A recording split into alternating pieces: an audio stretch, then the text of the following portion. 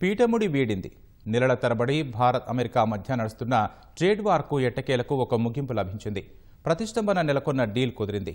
భారతీయ వస్తువులపై అమెరికా విధించిన 50% సుంకాలు 18% తగ్గిస్తూ అమెరికా అధ్యక్షుడు ట్రంప్ సంచలన నిర్ణయం తీసుకున్నారు. రష్యా నుంచి చమురు కొనుగోళ్లు నిలిపివేయడం, అమెరికా ఉత్పత్తులకు జీరో ట్యాక్స్ అన్న షరతులు వర్తిస్తాయా అంటున్న ఈ డీల్ భారత్కే భారీ లాభదాయకం అంటున్నారు ట్రేడ్ ఎక్స్పర్ట్స్, పరిశ్రమ వర్గాల ప్రతినిధులు. మేక్ ఇన్ ఇండియా ఉత్పత్తులకు సరికొత్త ఊతం లభించినట్లయిందని చెబుతున్నారు. భారత విదేశాంగ మంత్రి జయశంకర్ 3 రోజుల అమెరికా పర్యటనలో ఉన్నప్పుడే ఈ చారిత్రక ఒప్పందంపై అంగీకారం కుదిరింది. ఆ తాజా పరిణామాలు, సుంకాల తగ్గింపు ప్రయోజనాలు, మరిన్ని వివరాల్ని ఏపీ ఛాంబర్ ఆఫ్ కామర్స్ అధ్యక్షుడు పొట్లూరి భాస్కర్ రావుతో మా ప్రతినిధి ముఖాముఖి.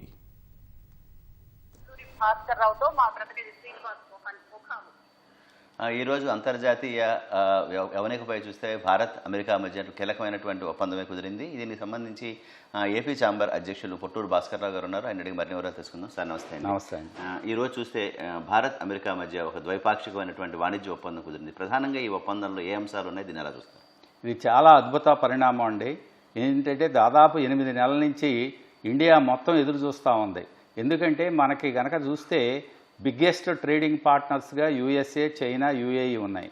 అందులో యూఎస్ టరిఫ్స్ అనేది ముందు ఇనిషియల్గా 25% పెట్టి తర్వాత రష్యన్ ఆయిల్ మనం కొనుగోలు చేస్తున్నామని చెప్పి ఇంకో 25% చేసి దాదాపు 50% టరిఫ్స్తో చాలా ఎక్స్పోర్టర్స్, చాలా సెక్టార్స్, ముఖ్యంగా చూస్తే మనకి అగ్రో కమోడిటీస్ కానీ, అట్లాగే సర్వీసెస్ సెక్టార్ కానీ, టెక్స్టైల్ సెక్టార్ కానీ, మన ఆంధ్రప్రదేశ్ చూస్తే ష్రింపు, ఇట్లాంటి ఎన్నో సెక్టార్స్ చాలా ఇబ్బందుల్లోకి వెళ్ళి, అట్లాగే ఫార్మా సెక్టార్కు టెంపరీగా ఇబ్బందుల్లో ఆ టరిఫ్స్ ఇంపాక్ట్ లేకపోయినా ఓవరాల్గా $130 బిలియన్ ట్రేడ్ జరుగుతూ ఉంది మనకి యూఎస్తో.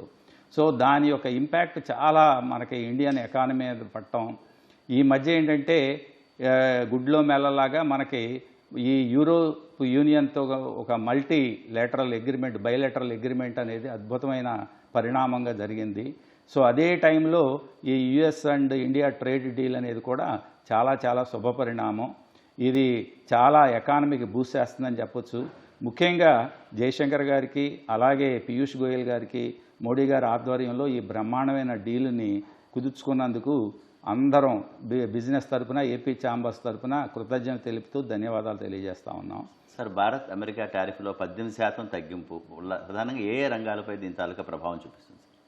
ఇదేంటంటే ఆశ్చర్యకరంగా కంప్లీట్గా ఆపోజిట్గా 50% నుంచి సడన్గా 18%కి తీసుకురావటం.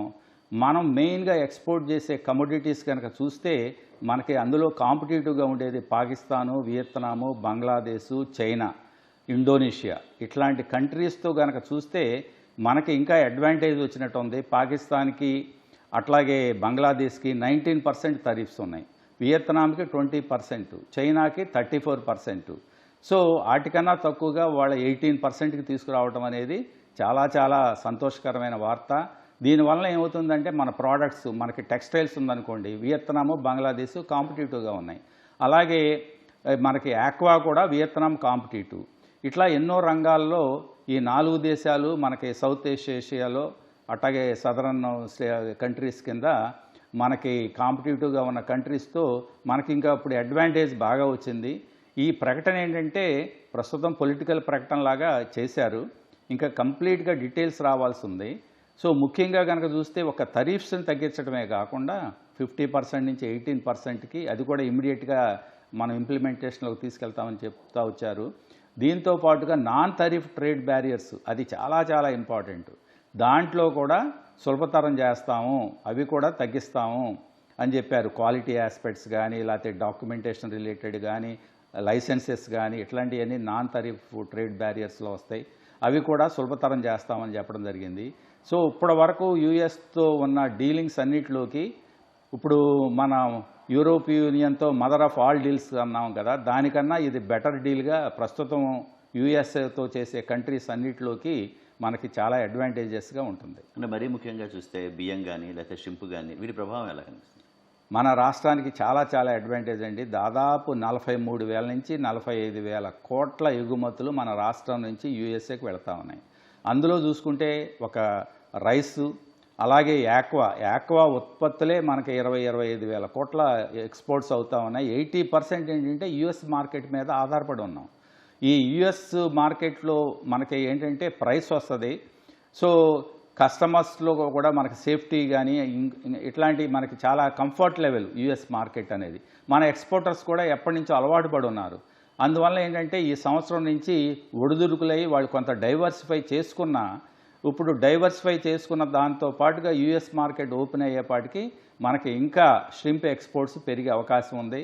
అలాగే రైస్ కూడా మన రాష్ట్రం ఫార్మా కానీ లేకపోతే ఆటో కాంపోనెంట్స్ కానీ అట్లాగే అగ్రో కమోడిటీస్ కానీ తర్వాత ఈ ఆక్వా కానీ ఈ అన్ని రంగాలకే మనకి బాగా ఉపయోగకరంగా ఉంటుంది. ప్రధానంగా చూస్తే ట్రంప్ మేక్ ఇన్ ఇండియా గురించి ప్రత్యేకంగా కూడా ప్రస్తావించడం జరిగింది. అంటే దీనివల్ల మేక్ ఇన్ ఇండియా స్వదేశీ ఉత్పత్తులు అని భారతదేశం చెప్తోంది.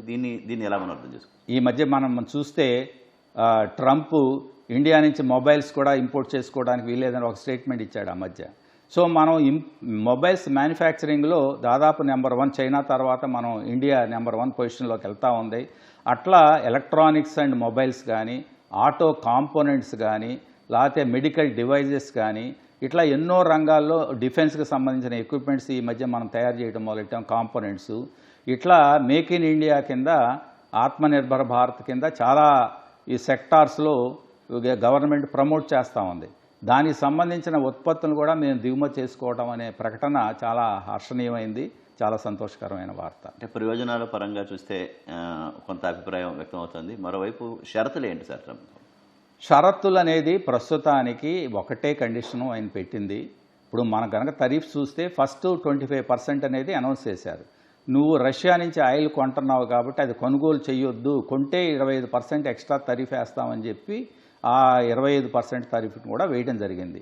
సో ఇనిషియల్గా ఇండియా మనకి ఎనర్జీ సెక్యూరిటీ కావాలని చెప్పి సో రష్యా నుంచి బై చేయటం, ఈ మధ్య మెల్లగా రష్యా నుంచి కొనుగోలు తగ్గించుకుంటా వెనుజులా వైపుకు మారుతూ ఉంటాం. సో రష్యా నుంచి మీరు కొనుగోలు చేయటానికి వీలు లేదనే కండిషనే మెయిన్ కండిషన్. దాంతోపాటుగా ఇంకేంటంటే అంతకుముందు ఈ ట్రేడ్ డిస్ప్యూట్ వచ్చినప్పుడు మెయిన్గా అగ్రికల్చరల్ కమోడిటీస్ మీద జిఎంఓ ప్రోడక్ట్స్ దాని తర్వాత డైరీ ఇవన్నీ ఓపెన్ చేయమని అడిగారు. సో ఇప్పటివరకు ఇంకా అందులో క్లారిటీ రాలా, ఇవి మనం ఏమన్నా ఓపెన్ చేసామా లేదా అనేది. ఇంకా అది డీటెయిల్డ్ అగ్రిమెంట్ కనుక వచ్చినప్పుడే మనకి అవగాహన అనేది పెరుగుతుంది. అంటే రష్యా నుంచి చమురు కొనుగోలు నిలిపేది కావచ్చు, లేదా అమెరికా ఉత్పత్తులకు సంబంధించినటువంటి టారిఫ్ జీరో సంబంధించిన అంశాలు కావచ్చు, వీటి మీద ఒప్పందం కుదిరింది అనుకోవచ్చు. దాదాపు అగ్రిమెంటు నిన్న యుఎస్ అంబాసిడర్ వెరీ క్లియర్గా చెప్పారు, అగ్రిమెంట్ ఫైనలైజ్ అయిపోయింది, క్లోజ్ అయిందని చెప్పి. అలాగే ప్రెసిడెంట్ ట్రంప్ మోడీ గారికి ఫోన్ చేయటం, మోడీ గారు ఆయనకి చెప్పడం, కృతజ్ఞతలు, ఒకరికొకరిలో ఫ్రెండ్షిప్గా మళ్ళీ ఆ ఫ్రెండ్షిప్ని రివైవ్ చేసుకోవటం. ఎందుకంటే ప్రపంచంలో లార్జెస్ట్ ఎకానమీస్గా వాళ్ళు ఉంది చెప్పాలంటే యుఎస్ఏ, చైనా, ఇండియా. ఒక 2 లార్జెస్ట్ ఎకానమీస్ మధ్య ఇట్లాంటి ఒప్పందం అనేది చాలా శుభమైన పరిణామం. వరల్డ్ ఎకానమీకే ఇది ఎంతో మంచి పరిణామం. సో ముఖ్యంగా కనుక చూస్తే మనం ఈ ఆయిల్ అనేది ఇప్పుడు ఈ మధ్య వెనిజులాలో మొత్తం యుఎస్ కంపెనీసే. వెనిజులా ఆయిల్ అంతా ఇప్పుడు యుఎస్ కంట్రోల్లో ఉన్నట్టు అనుకోవాలి మనం. సో మనకి ఇక్కడ బదులు యుఎస్ఏ నుంచి ఆ ఎనర్జీ ప్రొక్యూర్మెంట్ అనేది జరుగుతుంది. ఈ డీల్లో మోడీ గారు ఇంకోటి కూడా ఈ ట్రంప్ గారు ఇంకోటి కూడా ఉదాహరణ చేశారు. ప్రస్తుతం ఉన్న $130 దీన్ని బైలాటరల్ ట్రేడ్ని దాదాపు $500 బిలియన్ 2030 కల్లా తీసుకెళ్తామని చెప్పి. సో మనం ఇంపోర్ట్ చేసుకునే ఐటమ్స్ ఉన్నాయి. నిన్నగాక మొన్న ఎయిర్ ఇండియా కూడా ఎయిర్ క్రాఫ్ట్స్ కొనుగోలుకు ఒప్పందం చేసుకుంది. మనం ఆ కంట్రీ మీద ఎయిర్ క్రాఫ్ట్స్కి సంబంధించినవి కానీ, మినరల్స్కి సంబంధించింది కానీ, ఎనర్జీస్కి సంబంధించినట్టు కానీ వీటన్నిటి మీద కొన్నిటి మీద మనం ఆధారపడి ఉన్నాం వాళ్ళ. అలాగే మన ప్రోడక్ట్స్ ఎన్నో అక్కడ రిక్వైర్మెంట్ ఉంది. సో ఈ బైలేటరల్ ట్రేడ్ వలన 2 కంట్రీస్కి ఎకానమీకి చాలా ఉపయోగపడుతుంది. సో ఇది ఒక అద్భుతమైన నెగోషియేషను పరిణామం. ఈ వాణిజ్య ఒప్పందంతో చైనాతో పోటీ పడే అవకాశాలు ఉన్నాయని చెప్పి అంటున్నారు. ఇది మీ అభిప్రాయం ఏంటి? తప్పకోకుండా. ఎందుకంటే ఇవి కనుక ఈ టరీఫ్స్ కనుక ఇట్లాగే కంటిన్యూ అయితే చైనా హ్యాజ్ ఏ డిసడ్వాంటేజ్. 34% టరీఫ్స్లో ఉంది. మనం చాలా వరకు చైనాతో స్లోగా కంపీట్ అవుతూ ఉన్నాం. నిన్నగాక మన యూనియన్ బడ్జెట్ కనుక తీసుకుంటే మనం చైనా మీద కంప్లీట్గా ఈ మినరల్స్కి సంబంధించి కొన్ని మినరల్స్కి సంబంధించి రేర్ ఎర్త్స్ సంబంధించి కంప్లీట్గా డిపెండ్ అయి ఉన్నాం. మొన్న బడ్జెట్లో రేర్ ఎర్త్ కారిడార్స్ అని ప్రకటించారు. అందులో ఆంధ్రప్రదేశ్కి ఒక కారిడార్ వచ్చింది. ఇట్లా కొన్ని కాంపోనెంట్స్కి సంబంధించి మనం ఈ చైనాతో కంపీట్ చేయలేని పరిస్థితిగా ఉంది. సో దాన్ని స్లోగా ఇక్కడ స్ట్రెంగ్తన్ చేసుకుంటా వెళ్తా ఉన్నాం.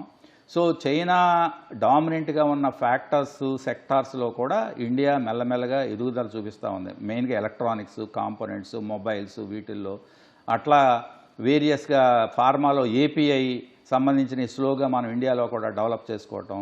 సో వీటి వలన అడ్వాంటేజెస్ తప్పకుండా ఉంటుంది. మనం కాంపిటేటివ్గా చైనాకి పోటీగా తయారవుతాం. అంటే 18% టారిఫ్తో దక్షిణాసియా దేశంలో భారతదేశం ఒక బలమైన ఆర్థిక శక్తిగా ఎదిగే అవకాశం కనిపిస్తుందా దీనివల్ల? డెఫినెట్గా అండి. అదర్వైజ్ ఆల్సో ఈ ట్రంప్ టారిఫ్స్ అనేది ఇప్పుడు దాదాపు 6-7 రౌండ్స్ని ఎంతో ఓపిక్గా 7-8 నెలల నుంచి నెగోషియేట్ చేస్తా, ఎక్కడ సకంబ్ అవ్వకోకుండా, సరెండర్ అవ్వకోకుండా, సో చాలా టాక్ట్ఫుల్గా నెగోషియేషన్స్ నడుపుకుంటా, పక్కన మళ్ళీ యూఎస్ఏకి ఒక పించ్లాగా అదే యూరోపియన్ యూనియన్తో బ్రహ్మాండమైన అగ్రిమెంట్ చేసేసుకున్నారు. అది జీరో టారిఫ్స్ అప్రోచ్లో. అట్లా మనం ఆస్ట్రేలియాతోనూ, న్యూజిలాండ్తోనూ, యూఏఈతోనూ ఎన్నో కంట్రీస్తో ట్రేడ్ టారిఫ్ అగ్రిమెంట్స్ చేసుకున్నాం. ఇక్కడ కూడా ఈ నెగోషియేషన్స్ మెల్లమెల్లగా కాంప్రిహెన్సివ్ బైలేటరల్ ట్రేడ్ అగ్రిమెంట్గా అవి రూపుదిద్దుకోవాలి. సో ఆ డాక్యుమెంటేషన్స్ అవన్నీ త్వరగా కంప్లీట్ చేసుకున్నప్పుడు నో డౌట్ ఇవన్నీ లేనప్పుడు కూడా ఇండియన్ ఎకానమీ గ్రోత్ అవుతూ ఉంది. ఎకనామిక్ పవర్గా మనం కనుక చూస్తుంటే 2047కి మన విజన్ డాక్యుమెంట్స్లోనూ ఈ ఎకనామిక్ పాలసీస్ ద్వారా కూడా మనం నెంబర్ 1, నెంబర్ 2 పొజిషన్స్కి వరల్డ్ గ్లోబల్ ఎకానమీలో ఎదిగే అవకాశం ఉంది. అందువల్ల ఈ సౌత్ ఏషియాలో డెఫినెట్గా ఒక గట్టి పవర్గా ఆల్రెడీ ఎదుగుతున్నాం, ఇంకా ఎదిగే ఎక్కువ ఛాన్సెస్ ఉన్నాయి. మన పొరుగు దేశాలతో పోలిస్తే ఇది ఎలాంటి ఎడ్జ్ ఉంటుంది? ఇప్పుడే అనుకున్నాం కదా, మనకు పొరుగు దేశాలు బంగ్లాదేశ్ కానీ, అట్లా వియత్నాం కానీ, పాకిస్తాన్ కానీ, వీటన్నిటికీ కొంత అడ్వాంటేజ్ మొన్నటిదాకా వచ్చింది. అవి 19% టారిఫ్స్లో ఉన్నాయి, మనం 50% టారిఫ్స్లో ఉన్నాం. అందువలన వాళ్ళు కొన్ని జమ్స్ అండ్ జ్యువెలరీలో కానీ, టెక్స్టైల్స్లో కానీ, కొన్ని ఆక్వా ప్రోడక్ట్స్లో కానీ ఇట్లాంటి వాటిల్లో కొంత ఎడ్జ్గా మన మార్కెట్ షేర్ను కొద్దిగా టెంపరీగా లూజ్ అవడం జరిగింది.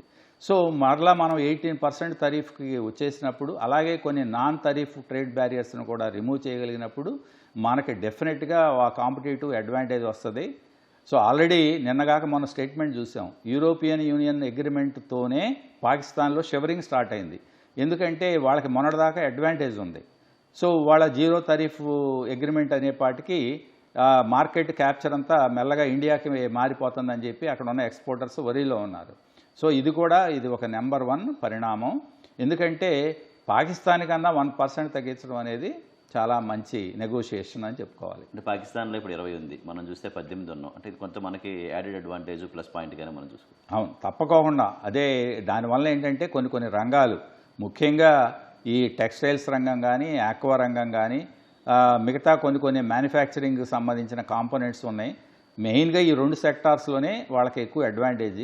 ఆ రెండింటికి మనకి ఇప్పుడు కాంపిటేటివ్గా మనకి మెరుగ్గా ఉంటుంది. అంటే తాజా పరిణామాలు చూస్తే భారత్ అమెరికా మధ్య బంధాలు మరో శిఖరానికి చేరే అవకాశం ఉందనుకో. డెఫినెట్గా. ఎందుకంటే ఈ మధ్య దీంతో పాటుగా మెల్లగా ఈ వీసా ఇష్యూస్, ఇప్పుడు మనం ఇండియా కనుక చూస్తే టెక్నాలజీ మీద ఎక్కువ, యూఎస్ఏ మీద ఎక్కువగా సర్వీసెస్ రెవెన్యూ ఎక్కువ వస్తూ ఉంది. మనం మొత్తం ఈ మ్యానుఫ్యాక్చరింగు, ఈ ఐటమ్స్, వీటికి ట్రేడ్కి సంబంధించిన దానికన్నా సర్వీసెస్ సెక్టార్ మీద ఎక్కువగా ఆధారపడి ఉన్నాం. లక్షల మంది మన ఇండియన్స్ అక్కడ వర్క్ చేస్తూ ఉన్నారు. సో టెక్నాలజికల్ ఎడ్జ్ అనేది ఎప్పుడూ ఉంది మనకి. దీంతో పాటుగా అది కూడా సరళీకృతం కనుక అవుతాయి అనుకుంటున్నాను నేను. ఒకసారి రిలేషన్షిప్ ఇంప్రూవ్ అయినప్పుడు మన స్టూడెంట్స్ ఎంతోమంది యూఎస్కి వెళ్ళి హయ్యర్ స్టడీస్కి వెళ్ళటం, అలాగే ఐ టెక్నాలజీ కాలిఫోర్నియా కానీ ఇది కానీ మొత్తం మన ఇండియన్స్తో బేస్ డెవలప్ అయింది. సో మర్రా దానికి కూడా టెక్నాలజికల్ సర్వీసెస్ కూడా మంచి శుభపరిణామంగా మారుతుందని నేను అనుకుంటున్నాను. అంటే ముఖ్యంగా చూస్తే ఏ రంగాల్లో సార్ సహకారం విస్తృతమయ్యే అవకాశం కనిపిస్తుంది?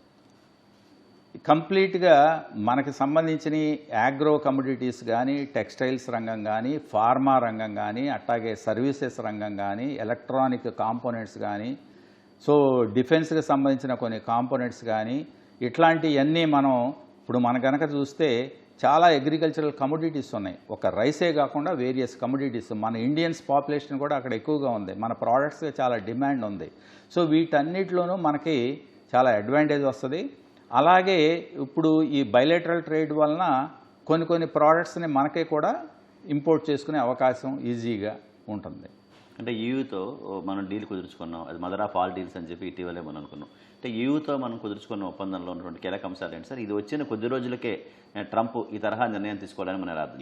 ఇప్పుడు ప్రస్తుతం ప్రకటనల ప్రకారం కనుక చూస్తే యూఎస్ఏ ట్రేడ్ డీల్ ఇమ్మీడియట్గా ఇంప్లిమెంటేషన్లోకి వెళ్ళే అవకాశం ఉంది, త్వరితంగా అగ్రిమెంట్ చేసేసుకుని. యూరోపియన్ యూనియన్ అగ్రిమెంటు అది ఇంప్లిమెంటేషన్ స్టేజ్లోకి వెళ్ళడానికి ఒక 1 year పట్టవచ్చు. కారణం ఏంటంటే యూరోపియన్ యూనియన్లో దాన్ని అప్రూవ్ చేయటం, తర్వాత ఇండివిజువల్ కంట్రీస్ కూడా దాన్ని అప్రూవ్ చేయటం, ఈ ప్రాసెస్ అంతా జరిగేపాటికి 1 year పడుతుందని చెప్పి మనం మీడియా ద్వారా కానీ ఆ స్టేట్మెంట్స్, గవర్నమెంట్ స్టేట్మెంట్స్ ద్వారా కానీ చూడటం జరిగింది. సో ఆ అగ్రిమెంటు ఈ అగ్రిమెంటు రెండూ జరిగినప్పుడు డెఫినెట్గా మనకి మ్యానుఫ్యాక్చరింగ్ పుష్ కానీ మన ఎకానమీకి కానీ ఒక బ్రహ్మాండమైన అడ్వాంటేజ్ వస్తుంది. ఎందుకంటే మన మెయిన్ పార్ట్నర్స్గా చూసుకుంటే ట్రేడ్ పార్ట్నర్స్ ఇప్పుడు యుఏఈ, యుఎస్, అట్లాగే యూరోపియన్ యూనియన్ కూడా ఈ అగ్రిమెంట్తో అది ఒక మేజర్ ట్రేడింగ్ పార్ట్నర్ అయ్యే అవకాశం ఉంది. దీంతోపాటు చైనా కూడా ఈ పరిస్థితులను బట్టి ఒక అగ్రిమెంట్, వాళ్ళు కూడా తరీఫ్స్తో ఒక అగ్రిమెంట్ ఇండియాతో చేసుకోవాల్సిన అవసరం కనపడతా ఉంది. అంటే ఈ పరిణామాల్లో చూస్తే విశ్వశాంతి అనేది అందరూ ప్రవచిస్తున్నటువంటి ఒక మాట. రష్యా ఉక్రెయిన్ యుద్ధం తాలూకా అది చాలా సార్లు కొనసాగుతుంది, ఇది కూడా దీని మీద ఇంపాక్ట్ ఉండే అవకాశాలు ఉన్నాయి. మొట్టమొదటి నుంచి ట్రంప్ ఏమంటున్నాడంటే మీ ఇండియా ప్రొటెక్ట్ చేస్తూ ఉంది రష్యాని, మీ ఆయిల్ పర్చేజ్ చేసి ఆ ఒక్క కరెన్సీతోనే ఆయన వార్ చేస్తూ ఉన్నాడని చెప్తా ఉన్నాడు. అది ఎంతవరకు నిజం అనేది పక్కన పెడితే, సో ఇండియా కూడా ఇన్వాల్వ్ అయ్యి ఒకసారి ఆ నెగోషియేషన్ టేబుల్లో యుక్రెయిను, ఎందుకంటే ఇద్దరు ఫ్రెండ్స్గానే ఉంటా ఉన్నారు, యుక్రెయిన్ కానీ రష్యాతో కానీ ఇండియాకి మంచి బంధమే ఉంది. సో ఈ డీల్, వాళ్ళ యొక్క పీస్ డీల్లో కూడా ఇండియా గవర్నమెంట్ కూడా ఇన్వాల్వ్ అయ్యి దాన్ని ఒక సెటిల్ తీసుకొస్తే మంచి పరిణామాలుగా ప్రపంచ శాంతికి ఉపయోగపడుతుంది. అంటే ఈ ట్రేడ్ అగ్రిమెంట్లో $500 బిలియన్ ఒక వాణిజ్యం సంబంధించిన వ్యూహం ఉంది. ఈ వ్యూహాన్ని ఎలా చూస్తారు? తప్పకుండా, ఎందుకంటే ఈ 18% ట్రేడ్ తరీఫ్స్, నాన్ తరీఫ్ బ్యారియర్స్ రిమూవల్తో బాగా పుంజుకునే అవకాశం ఉంది. మనం కూడా చాలా సెక్టార్స్లో స్ట్రెంగ్తన్ అవుతున్నాం. ఇండియా, యుఎస్ మిగతా కంట్రీస్ నుంచి ఇంపోర్ట్స్ తగ్గించుకుని ఇండియా నుంచి ఇంపోర్ట్స్ పెంచుకునే అవకాశం ఎక్కువ కల్పిస్తూ ఉంది.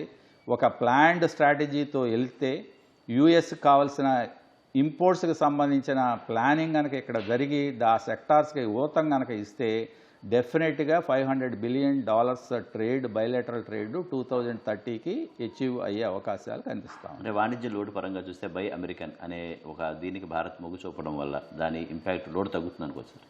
అట్లా కాదు, మన ప్రోడక్ట్స్ ఎక్స్పోర్ట్ అవుతూ ఉంటాయి, మనం కొన్ని డిపెండ్ అయి ఉన్నాం. ఇప్పుడు ఎనర్జీ రష్యా బదులు వెనుజులా నుంచి, అంటే యుఎస్ఏ మెయిన్ ఎక్స్పోర్టర్స్ దగ్గర నుంచే మనం కొనుగోలు చేస్తాం. అలాగే ఎయిర్ క్రాఫ్ట్స్, కొన్ని వెహికల్, ఆటోమొబైల్, వీటికి సంబంధించి కొంత లిబరలైజ్ చేయమని లాస్ట్ టైం అడగటం, మన ఇండియా కూడా కొంత తరీఫ్స్ తగ్గించడం. ఇప్పుడు అవి కూడా రెండు కంట్రీస్కి 18% తరీఫ్ కాబట్టి కొన్ని వాళ్ళ ఆటోమొబైల్ సెక్టార్ కూడా ఇండియాకి వచ్చే అవకాశాలు ఉన్నాయి. అట్లాగే ఈ యుఎస్ఏ డిఫెన్స్ మ్యానుఫ్యాక్చరింగ్లో వెరీ స్ట్రాంగ్. సో మనకి డిఫెన్స్ ఎక్విప్మెంట్స్ కానీ ఇట్లాంటివి కానీ కొన్ని మినరల్స్ కానీ, సో వీటిల్లో మనకి యుఎస్ మీద ఆధారపడి ఉన్నాం కాబట్టి రెండు కంట్రీస్కి అడ్వాంటేజెస్గా ఉంటుంది. సార్, సామాన్యుడిపై, ముఖ్యంగా సామాన్యులైనటువంటి భారతీయులపై ఈ ప్రభావాన్ని ఏ అంశాల మీద కనిపిస్తుంది సార్? ముఖ్యంగా ఏంటంటే ఎక్స్పోర్ట్స్ పెరిగి మన ఎకానమీ స్ట్రెంగ్తన్ అవుతున్నప్పుడు పర్ క్యాపిటల్ ఇన్కమ్ పెరుగుతూ ఉంటుంది, పాపులేషన్కి కనపడని ఇంపాక్ట్ అనేది కనిపిస్తూ ఉంటుంది. అలాగే అన్ఎంప్లాయ్మెంట్ అడ్రస్ చేయడానికి అవకాశం ఉంటుంది. ఎందుకంటే ఈ ట్రేడ్ డీల్స్ వలన కొత్త మ్యానుఫ్యాక్చరింగ్ బేసెస్ ఎస్టాబ్లిష్ అవుతాయి, ప్రొడక్షన్స్ పెరుగుతాయి, ఉన్న యూనిట్స్ వాళ్ళు ఎక్స్పాన్షను. ఇప్పుడు నేను యాక్వా అన్నట్టు, యాక్వా యూరోపియన్ యూనియన్తో అగ్రిమెంట్ అవ్వడం వల్ల అటు ఆల్రెడీ డైవర్సిఫై చేస్తూ ఉన్నారు. యుఎస్ఏ మార్కెట్, కొత్త మార్కెట్లు ఓపెన్ అయినాయి. యాక్చువల్గా ఇన్ఫ్యాక్ట్ ఈ 1 yearలో ట్రంప్ ఇంపాక్ట్ వలన, తరీఫ్స్ ఇంపాక్ట్ వలన మన ఎక్స్పోర్టర్స్ డైవర్సిఫికేషన్గా ఆలోచించడం, వేరే కంట్రీస్తో నెగోషియేషన్స్ చేసుకోవటం, కొంత మార్కెట్ బేస్ని డెవలప్ చేసుకున్నారు. దీంతో ఏంటంటే ఇంకా ఈ కెపాసిటీస్ని ఎక్స్పాండ్ చేసుకుని కొత్త యూనిట్స్ కూడా అట్లా వచ్చే అవకాశం, మ్యానుఫ్యాక్చరింగ్ అనేది పుష్ డెఫినెట్గా జరుగుతుంది. Okay sir, thank you sir. నమస్తే. అమెరికా భారత్ మధ్య జరిగినటువంటి వాణిజ్య ఒప్పందం కేవలం కొనుగోలుదారు అమ్మకందారు స్థాయి నుంచి ఒక వ్యూహాత్మక భాగస్వామ్య దిశగా ఈ చర్చలు సాగడం, ఈ రెండు దేశాలు తాలూకా ఈ చర్చలు ఈ ఒప్పందంలో ఒక శిఖరాగ్రానికి చేరే అవకాశం ఉందని చెప్పి ఏపీ ఛాంబర్ అధ్యక్షులు కొట్లూరు భాస్కర్రావు గారు అభిప్రాయపడుతున్నారు. విజయవాడ నుంచి కెమెరామెన్ శేషుబాబుతో శ్రీనివాస్ మోహన్, ఈటీవీ న్యూస్.